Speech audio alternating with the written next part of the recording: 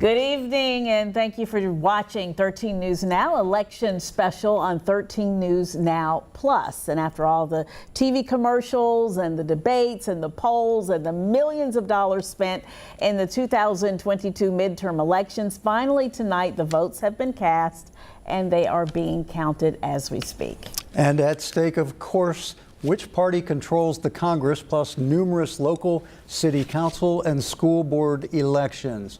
13 News Now has team coverage of some of the big races in Hampton Roads tonight. We'll be checking in at several races within the next hour. All right, so joining us tonight is ODU political science professor Jesse Richmond. He is going to be bringing us his expert analysis on local and national races tonight. But we're going to begin with the most hotly contested race in Hampton Roads. It's Virginia's newly redrawn 2nd Congressional District. The race features a Democratic incumbent, Congresswoman Elaine Luria, and a Republican challenger, State Senator Jen Kiggans. So let's quickly talk about the implications of the race by going to 13 News Now reporter Eugene Daniel, who is with the Luria campaign, and then we'll go to Sarah Hammond, who is with Jen Kiggans. So Eugene, take it from there.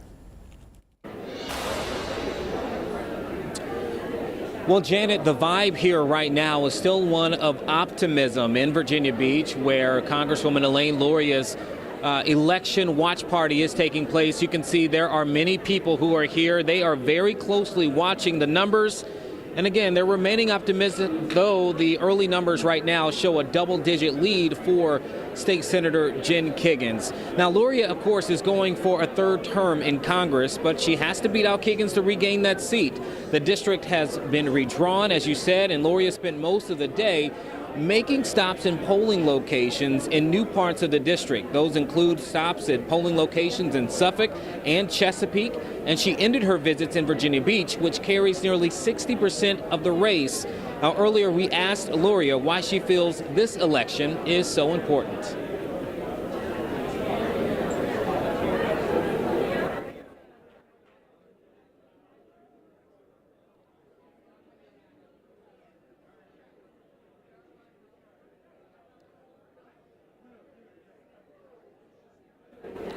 Well, Luria spoke a bit about democracy being at stake. That's one of the big things in which she has said across this campaign. Again, people here are hoping that her message resonates as they await the final results here tonight. Again, live in Virginia Beach, Eugene Daniel, back to you. Thanks a lot, Eugene. We'll be checking back with you and the Luria campaign throughout the night as the final results start to roll in. All right, and the 2nd district race has been marked with harsh rhetoric. Kiggans has criticized Luria for voting 99% of the time with President Biden and House Speaker Nancy Pelosi. Luria has attacked Kiggans for being unfit to serve in Congress, calling her an election denier for refusing to say if Joe Biden was fairly elected president in 2020. So we want to toss things over to Sarah Hammond now, who's covering the Kiggans campaign tonight. Hey, Sarah. Hey guys, the red wave is coming, or at least that's what everyone in this Westin here in Virginia Beach is saying tonight. They firmly believe Jen Kiggans is going to win and bring a change in Washington. Energy is really high in here. People wait for the results and to hear from Jen Kiggans herself. We just spoke just a few minutes ago to Attorney General Jason Miyares, who was in this room a year ago declaring victory as a Republican. Tonight, he says he's eager to see, quote, common sense back in Washington. He says he thinks Kiggans' stances on backing the blue and lowering inflation are what's drawing people out to vote for her. And results are slowly coming in this tight race. You can feel the excitement in the room. Remember, Virginia Beach makes up 60% of the newly redrawn District 2, meaning what happens here likely determines the outcome of this race between Kiggans and incumbent Elaine Luria. Up until yesterday, analysts were calling this race a toss-up, but some predictions now have the race tilted towards Kiggans. We've also heard from former Virginia Governor George Allen tonight, who echoed that sentiment of being excited to see a red wave. And we have not heard from Kiggans herself today, but we're told she will be on stage shortly. But for now, of course, we'll keep checking in with updates all night long. For now, live in Virginia Beach, Sarah Hammond, 13 News Now. Thank you, Sarah. We are joined now by Jesse Richmond, political science professor at ODU. Jesse, first of all, just what do you make of this race? Well, this is, I think, a very close race. Don't be misled by the current percentages. One of the crucial things to remember in analyzing elections in the current world is that Democrats and Republicans like to vote in different ways. And so what I'm seeing is in some of the biggest areas of the district, the absentee vote has not been counted yet. If you look at the precinct level, I see a slightly better performance by Luria than McAuliffe in a lot of the precincts. And so if that holds up, that suggests a very close race, because this is a district that was won by Youngkin, but if she can outperform McAuliffe a bit, she makes this very, very close. It was very close in the polling that was conducted by CNU Wasson Center about 10 days ago. Right. 45 to 45 with 8% undecided. To me, Luria kind of outperformed how she should have done given the way the district was drawn. Could you talk a little bit about that? Yeah, the newly drawn district. Yeah, so the district was redrawn in a way that made it more favorable for Republicans. Some of the most Democratic areas of the district in Norfolk, for example, were moved into other districts, into the 3rd district, for instance, and so lose those areas, and it's an extra challenge for a Democratic candidate, a district that becomes more favorable for Republicans. It's not super favorable for Republicans. It's still a district that a Democrat can win, but it's a challenging district. Luria's had a lot of money. She outraised Kiggins substantially. She's been on the airwaves. She's been working pretty hard in terms of the campaign and the advertising. So I think overall she's put in a significant effort. The Kiggins campaign has come on pretty strong at the end here. I think they've got a shot. I think it's anybody's race still. Well, let's look at the current numbers right now. What are you seeing right now in that race? Is it still 40-something%? Yeah, Luria? so there's still a significant edge for Kiggins rather. Luria's down in the mid-40s. Kiggins is up in the mid-50s. That pattern, though, is one that I expect to shift somewhat. If you look, for example, at Suffolk, it's one of the few large population centers in the district that has the absentee ballots counted, the early voting's counted there, and Luria's doing quite well in Suffolk. Virginia Beach, for example, Chesapeake, not at all. We don't have the absentee, the early vote stuff, that's not in yet. So we just have the precinct level results. And as that comes in, it's probably going to tighten. Okay. Let's talk a little bit about this whole redistricting business. Originally, there was supposed to be a bipartisan redistricting commission. They couldn't get their act together, and it ended up being thrown into the courts. And the courts decide, this happens every 10 years, every census cycle. But it seems to me the way the second was redrawn was harshly undue in terms of removing all of the Norfolk and Portsmouth precincts and keep putting them in the 3rd district and leaving the second as a shell of its former self. You know, I think it's unfortunate that we have we had a process that broke down. The setup was supposed to be this bipartisan with citizen participation commission to draw the district boundaries. And what we ended up with was partisans on both sides just having their day with the district and not able to reach any kind of conclusion. Then the courts, we've got Sean Trendy and Bernie Groffman, who, as far as I know, are neither of them Virginians, coming in to draw the districts in the state. And it's an unfortunate thing. I think we need to think about, I hope that the leadership in both parties, next time we have districting, will think about trying to find ways to appoint people to those districts, citizens who are going to be able to bridge those divides, because we didn't succeed in that this time. Let's talk a little bit about how the campaigning went between the two candidates. Now, according to the Wasson Center poll, it did show that the economy, 39%, the top of mind issue for voters at 39%, and then abortion at 17%. We saw Luria I think most of her commercials probably centered around the abortion issue. Kiggins talking about Luria voting with Pelosi and Biden 99% of the time. What do you think about the campaigning and whether or not each candidate was effective? Well, so nationally, Democrats have been doing a kind of pre-election post-election analysis, wondering whether the emphasis on abortion was overdone or not.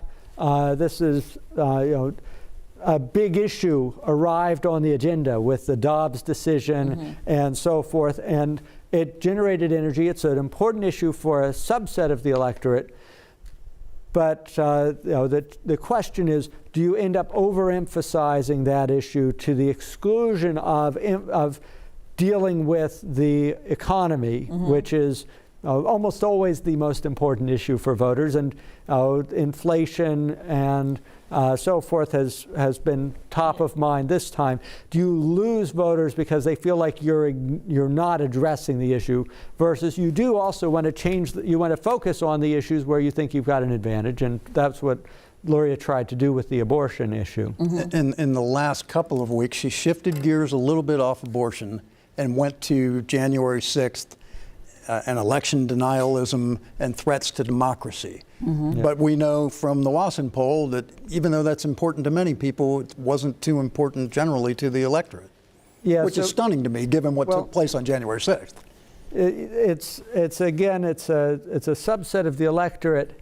The challenge, and it's a subset that's she wants to turn out. Many of them are people she was already going to get, but it's a reasonable thing to bring up, especially given her role on the January 6th committee. This has been one of her most prominent national spotlight roles, and so she's going to want. It's good to talk about it, I think. I don't think that's a mistake. The challenge is always, as a campaign, to figure out ways to have a message that fires on all of the relevant cylinders, while emphasizing the things that are going to get you to win. And I'm not ready to second guess Luria's campaign that much yet. I think we've got a lot of votes yet to count.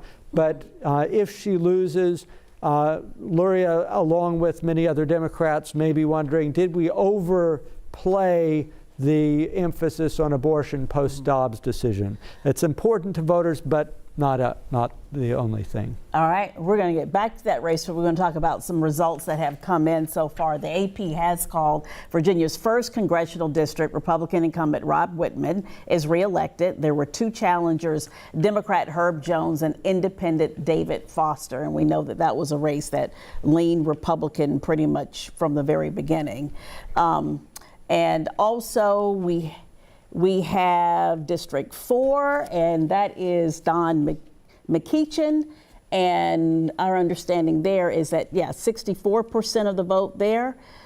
With Leon 80% Benjamin, of the vote in. 36% of the vote and 80% in. So that's looking pretty safe for Donald McEachin. And that was a rematch. Those same two guys ran against each other 2 years ago, and the numbers were pretty much identical. Wow, okay. Even though it's a newly redrawn fourth, it's different than it used to be. And we also know that in District 3, Congressman Bobby Scott has been declared the winner, elected, 15 times? Yeah, this will be his 16th term in Congress. 16th term in Congress, and he beat Mr. Namkung for that position. So that race apparently was not close. That was the very first one by the Associated Press to be called tonight. It was pretty early. It was before 8 p.m. So I think that one was kind of a slam dunk. Bobby Scott's been there a long time. He's probably going to be there as long as he wants to. He's a very senior member of Congress at this point. Well, very senior. He's 75 years old. He doesn't look it. No, he's a good-looking 75. I'm just saying, father time. You know, no one's outraced father time. Yeah. Okay. We'll see. All right. We want to go now to our 13 News Now cut-in with David Allen, and then we will be back here with more election analysis.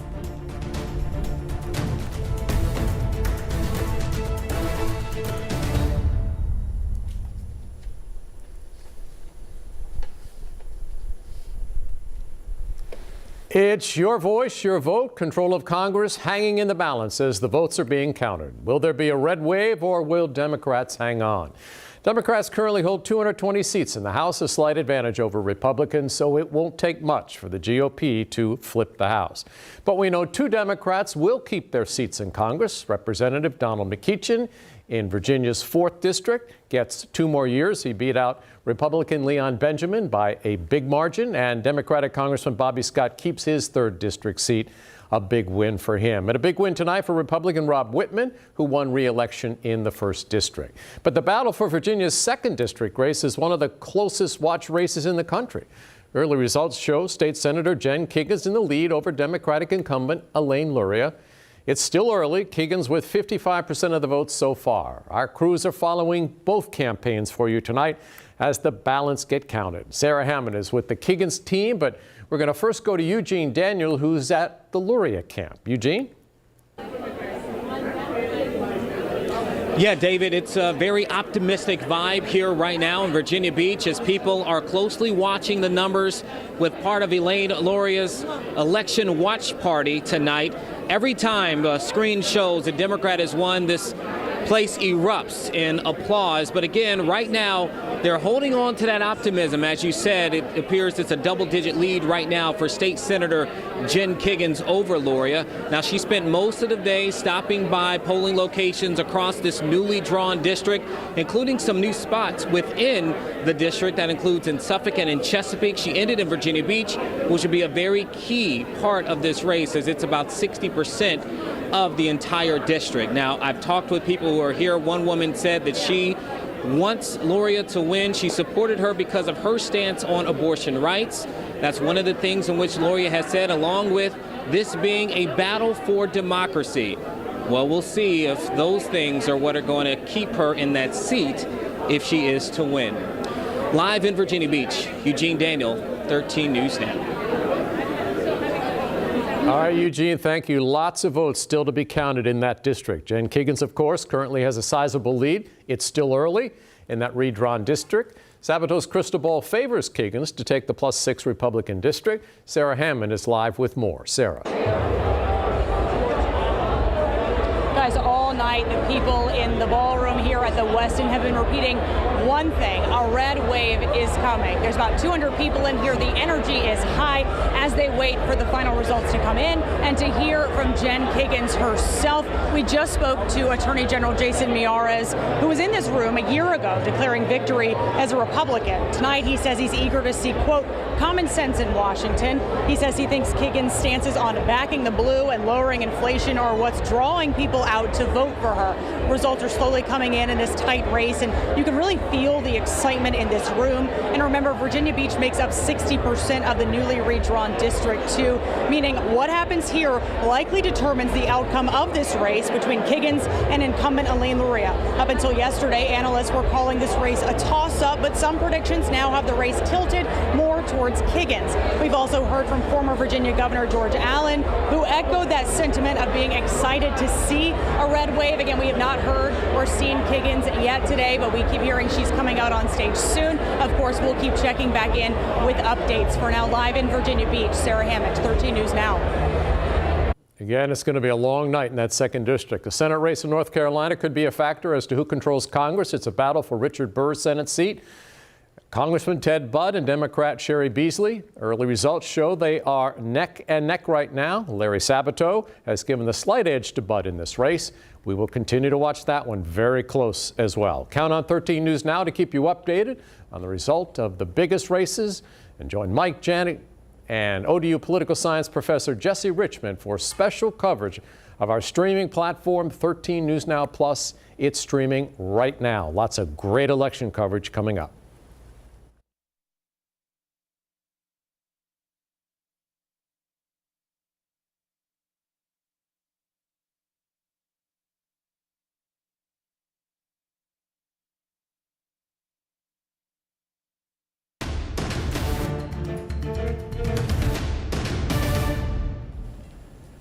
Welcome back to Your Voice, Your Vote special, digital special.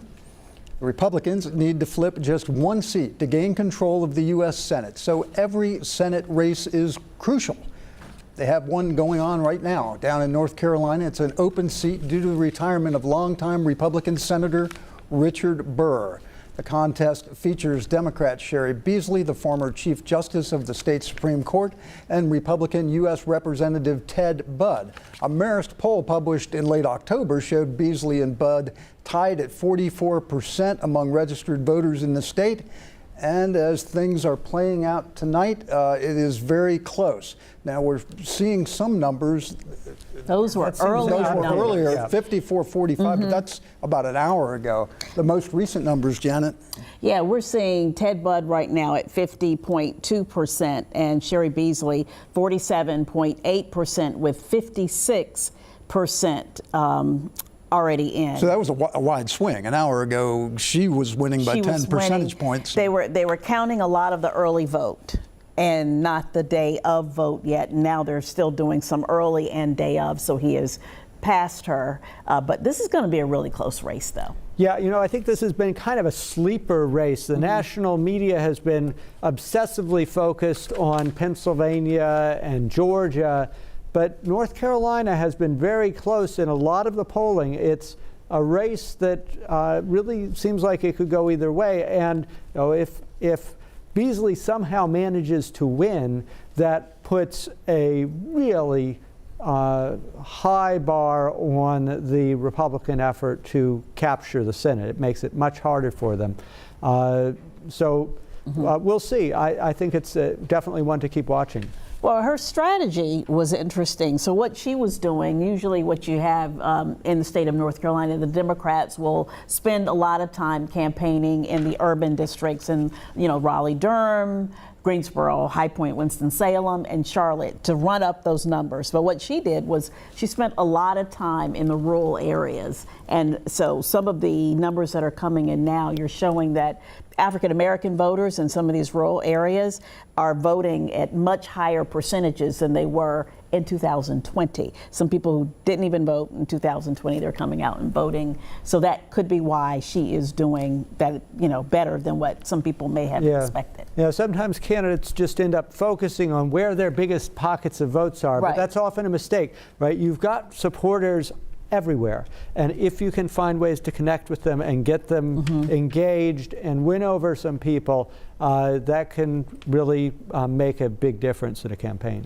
And Ted Budd, backed by Donald Trump, he's also he's a congressman. He did not vote to certify the election results. He's been going really hard on crime. His commercials focusing on high crime. She's called him an election denier. Also the abortion issue. So it'll be interesting to see what happens there. Absolutely. And one thing to consider is that this would just be a hold for the Republicans, because Republican Richard Burr has held this seat for 18 years. If Ted holds on. Right. All right, we're going to go to talk about some local races right now. And for Virginia Beach City Council, they have 7 seats up for grab. It's the first election with a new voting system in place. Instead of the voting in the at-large system for every member on council, voters will cast their ballots for the candidate representing their individual district as well. And of course, at-large will be for mayor when there is a mayoral race. But for now, it's just city council, and results are starting to come in across Hampton Roads. Allison Basil is live at the Virginia Beach Town Center. And Allison, the races are pretty close right now. Yeah, Janet, a lot of races to keep our eye on this time around, but we're still waiting for several precincts to report. But the votes that are coming in, we're seeing in several of the districts, a lot of the races are really close. But one, District 4, Amelia Ross Hammond, she ran unopposed this election. Hammond is a former Virginia Beach City Council member, and she represented Kempsville. She's the founder and chairman of the Virginia African American Cultural Center and a former Norfolk State University professor. Now, we caught up with her after the polls closed to see how she's feeling, and Hammond says she's looking forward to working together with City Council to move the city of Virginia Beach forward. As I feel, there's a time for everything, and this is an exciting moment for the city, where a lot of people say you're one person we look at who look at things with reason. You're able to reach across the aisle and work with so many people.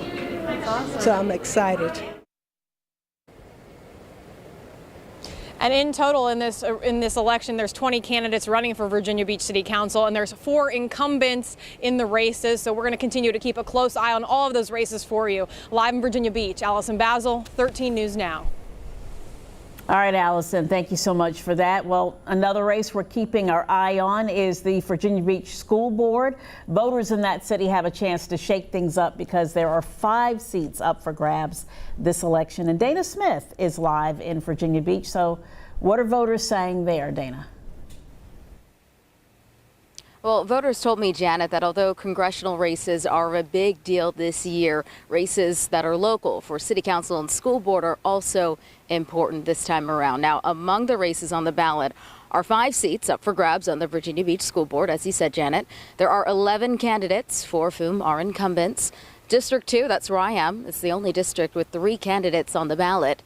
Incumbent Kimberly Melnick is battling Alexis Gerdes and Amy Solaris for the seat. And voters say it's a pretty big race. Of course. Schools, of course. Our kids grew up here, so.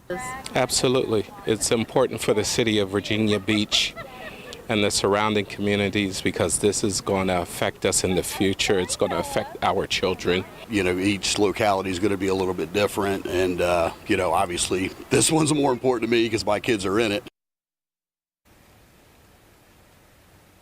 Now, Janet, you had already touched on this, but new this year, before you mentioned there was that at-large system, but new this year, you can only vote for the school board candidates that are running in your district. I'm live in Virginia Beach. Dana Smith, 13 News Now. Dana, thank you so much for that. Now we're going to move over to the city of Newport News. They will see a total shakeup after tonight because 4 new people are vying to be the next mayor of Newport News after Dr. McKinley Price decided to step away. And these are the candidates. Three city council members, David Jenkins, Sandra Cherry, and Tina Vick. They're currently on council right now. They're running for mayor. And then the 4th candidate, Marine Corps veteran Philip Jones. So this could mean a big change for the city. And apart from the 3rd Congressional District, apart from actually the mayoral race, you also have city council as well. Let's go to Angelique, who is in Newport News right now. Right, so apart from the 3rd Congressional District race, voters in Newport News cast their ballots for mayor, school board, and for city council. I'll break down some of the highlights that I'm noticing so far, taking a look at unofficial results posted on the Virginia Department of Elections website as of just a few moments ago. The mayorship appears to have a wide margin with Marine Corps veteran and businessman Philip Jones in the lead. You may recall that Jones is the only candidate in that race who is not a sitting council member. Speaking of city council, unofficial results for South District seat look to lean in John Ely's favor. Again, that's for city council. Ely, a sitting school board member, carries nearly 64% of the vote and 21 out of 23 precincts reporting. He tells me he's ready for a transition to the role of city council member. He says he's kind of always had service in his blood ever since he was a child, and he's excited, he tells me, just within the last hour to embark on this new chapter to serve Newport News in a different capacity. Coming up on 13 News Now at 11, I hope to bring you reaction from mayoral candidate Philip Jones, as well as a breakdown of who's likely to take the helm on school board. Live in Newport News, Angelique Arentalk, 13 News Now. All right, Angelique, thank you. We're going over to Chesapeake now, where we're watching both the city council and school board elections, which have both 5 seats up for grabs. Clear. Emily Harrison, she joins us live with more on those races.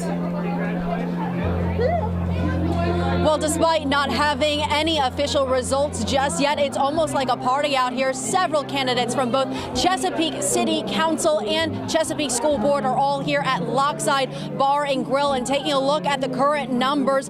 John Dietrich, Daniel Whitaker, Jeff Bunn, Amanda Newens, and Baxter Ennis are all in the lead for the 5 available seats. Incumbent City Council member John Dietrich Dietrich is again here, along with candidates Amanda Newens, Daniel Whitaker, and Jeff Bunn. Chesapeake is one of the only cities to have an at-large election with no districts separating candidates. Here, 13 candidates are all in the race for 5 seats for Chesapeake's City Council election. Incumbent John Dietrich is seeking his 8th term. Incumbent Susan Vitale is looking for her 5th term, and incumbent Ella Ward is looking for her 2nd term. The 10 other candidates are all new faces who want to make their mark on Chesapeake's City Council, like Jeff Bunn. Bunn tells 13 News Now he's encouraged by what he is seeing in the polls. And we are also taking a close look over at Chesapeake's school board race. And right now, where those numbers are standing is candidates Kim Scott, Brittany Walker, Amanda Dean, John McCormick, and Mike Lamonia are all in the lead for, again, 5 seats. Again, these numbers have not been called officially just yet, but it's something that we are keeping a very close eye on. Live in Chesapeake, I'm Emily Harrison, 13 News Now. All right, Emily, thank you. Somebody was really singing. They really were. Where she is. We mentioned earlier that the AP called Democrat incumbent Bobby Scott the winner in Virginia's 3rd District House race. This is, again, his 16th term. And the Republican candidate, Terry Namkong, he's an Air Force veteran. He had said it's time for a change, but apparently he has lost that race. I did get a chance to meet him. I did too. He was campaigning down at Norfolk City Hall. Very impressive guy, you know, but it's like Mission Impossible going up against a 15-term incumbent. Generally, 98% of House incumbents do get reelected. It was kind of Mission Impossible for Terry, wasn't it? And you're dealing with a district that is heavily Democratic. So not only do you have the incumbency advantage and the status and the experience that Scott has, and he's a skilled politician. He's good at campaigning. Plus, the district is just a hard one for any Republican to win. I thought he did about as good a job of campaigning as someone could have done in that position. Terry. He worked hard at it, and he had signs up across parts of Norfolk and other areas, right? He got people engaged, but this was a hard road to hard path. Didn't work. Up against Bobby Scott. All right, there were problems at one polling place. This is in Suffolk. It wasn't smooth sailing today. A court had to order a precinct to stay open 20 minutes late. Now, Alex Littlehales is here now to explain what exactly happened. Alex, what was this all about? Well, Janet, as we know, polls in Virginia were all supposed to close at 7 o'clock sharp tonight, except this one here, the East Suffolk Recreation Center, closed at 7:20, a full 20 minutes after all the other polls were supposed to close. We confirm this is because of, quote, major computer issues at this precinct, which started at 6 o'clock this morning when people were just starting to stand in line ready to cast their ballot. Just hours ago, according to court documents, attorneys on behalf of the Democratic Party of Virginia petitioned a judge to extend the voting window for the Hollywood precinct again here in the city of Suffolk. The Suffolk Registrar's office actually did confirm to us in a statement that there were technical issues with the voting machines inside again right at 6 a.m. as folks were in line, standing in line, ready to cast their ballot, most of them probably before work or, again, really early in the morning. And attorneys argued since it took about a half hour to get that voting process started, there should be another roughly half hour added to the back end of the day to account for that technical error. And in that emergency hearing, a judge agreed. He said that there should be that legal 13 hours to vote on Election Day itself. An extra minute for someone to vote is valuable. If one more person gets to vote, really regardless of party, you've helped ensure that democracy works.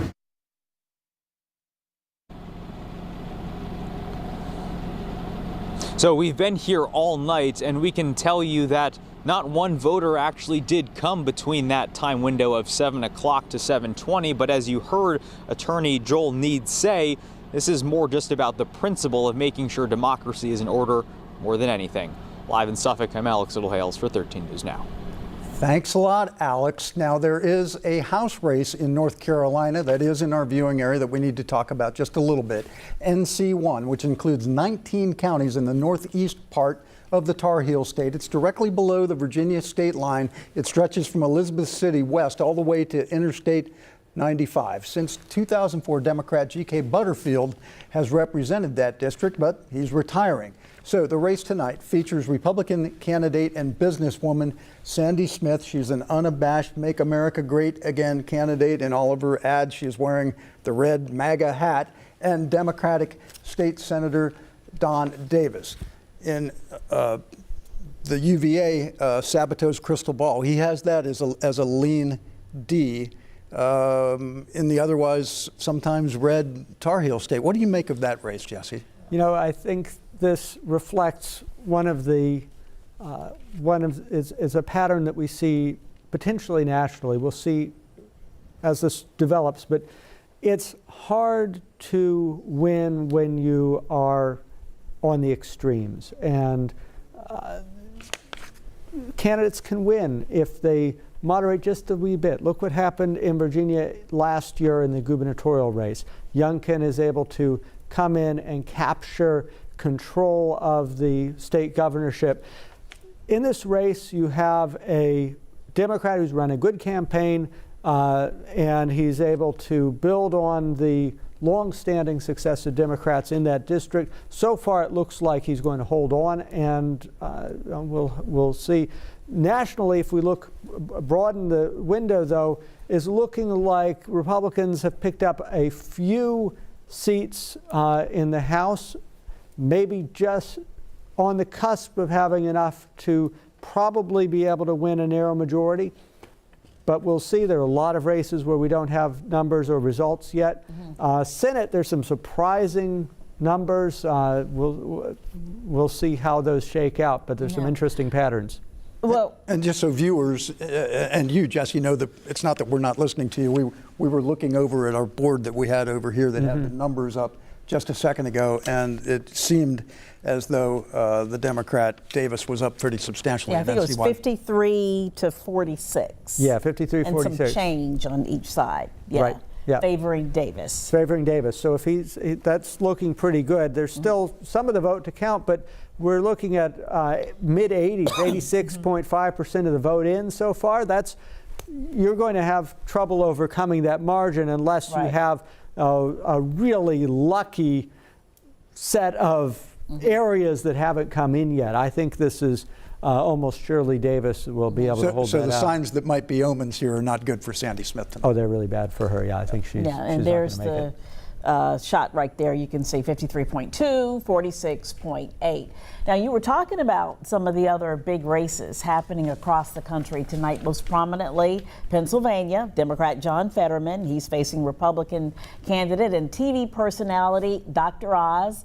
And then, of course, Georgia. So much has been said about Georgia, where Democrat incumbent Raphael Warnock faces Republican candidate, former football player Herschel Walker. So many people are watching that race. They're watching the one in North Carolina as well. Your take on the Oz Fetterman? Well, Oz Fetterman, it's surprising. You would expect to see, I was expecting an initial Oz lead followed by some kind of deterioration towards better performance for Fetterman, because Pennsylvania is a state where the mail-in vote is counted late.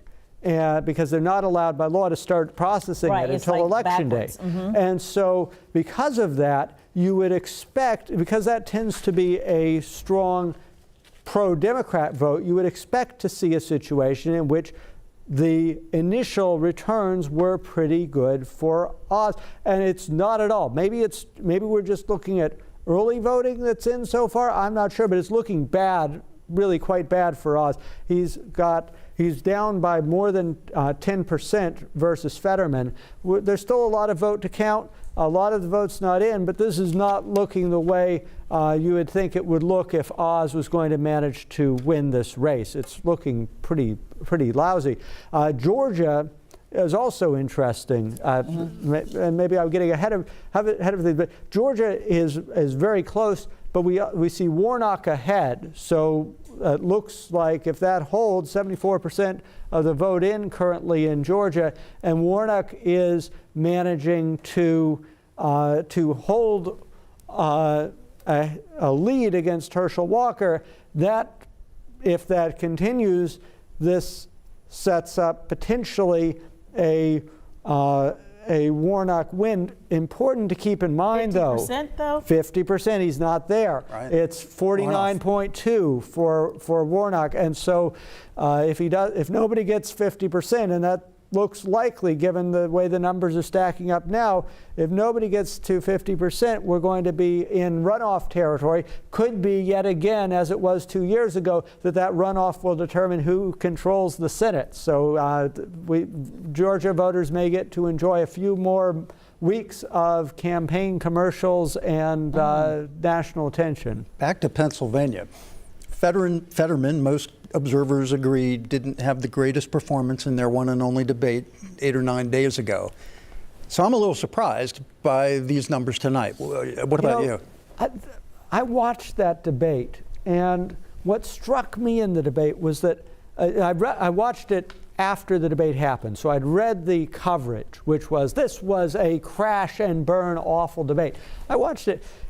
He was inarticulate at times, but I didn't think it was anywhere near what the spin on it suggested. He had a few bad moments, but overall, it was a candidate who was having some difficulty articulating, but he nonetheless did not perform as badly in the debate, I thought, as the coverage suggested. And maybe we're seeing some effect of that.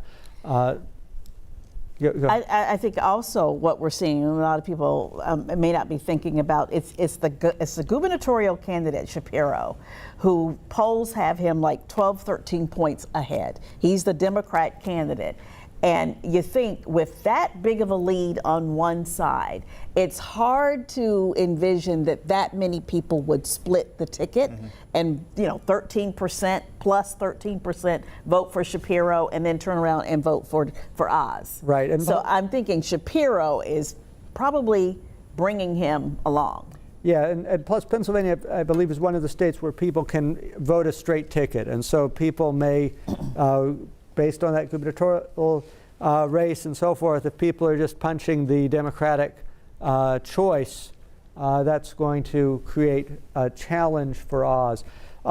It's also, I don't know, maybe there's a little bit of, there were some campaign commercials being run attacking Oz for, his parents are migrants immigrated from Turkey, sort of trying to hit him on from New Jersey. Yeah, I could get into the carpetbagger thing. I don't know about getting into his parents' lineage. Well, there were commercials attacking him for being Muslim and that sort of thing. There were I hate like that going on. Okay. No place for that in this country. And so there are various things.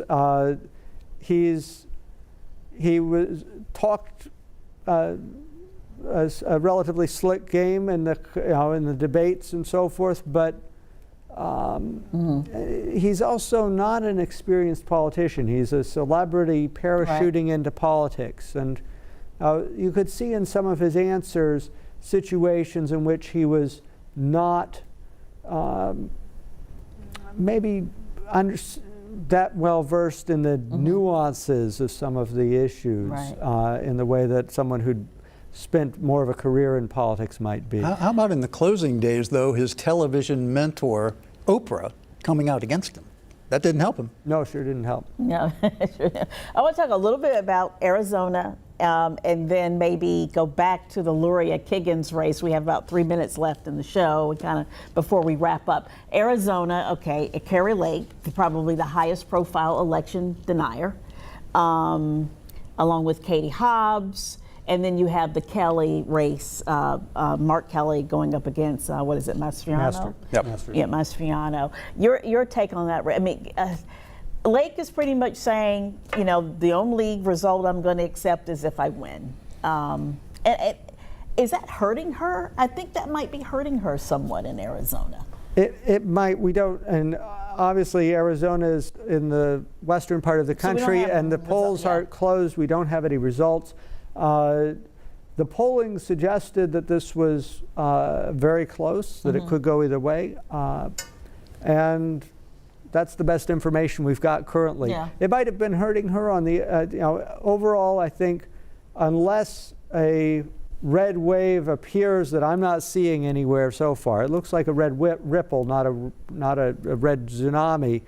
Unless that builds a lot, I think Republicans are going to have to be looking at and doing a little bit of soul searching about how the party underperformed relative to how they could have done given the midterm, a midterm with some significant voter concerns about the economy, inflation, and so forth. One can imagine a party doing a better job of taking advantage of it than it would appear the Republican Party managed to do in this election. Jesse, do you think election denialism is here to stay? In other words, it seems to be an article of faith on the Republican side that if you win, well, the process worked, but if you lose, then there had to be fraud. I hope not. It's certainly been in fashion for a little bit. I think it's a strategy for getting an opportunity at a rematch, sometimes for candidates who otherwise voters might move on to try somebody else who might have a better chance of winning. And we see that on both parties. And another race that's happening currently is the governor's race in Georgia. And although the Senate race is very close and it looks like the Democrats up, Abrams is getting trounced. And I think that she was another candidate who tried to exploit this sort of, I didn't really lose bullshit that we've seen so much from Republicans lately. And just pardon my language. Yeah. Thank you so much. We have to wrap up. We have to get to our next cut-in. And we appreciate you watching our special on 13 News Now Plus tonight. Thank you so much to Jesse Richmond and Mike.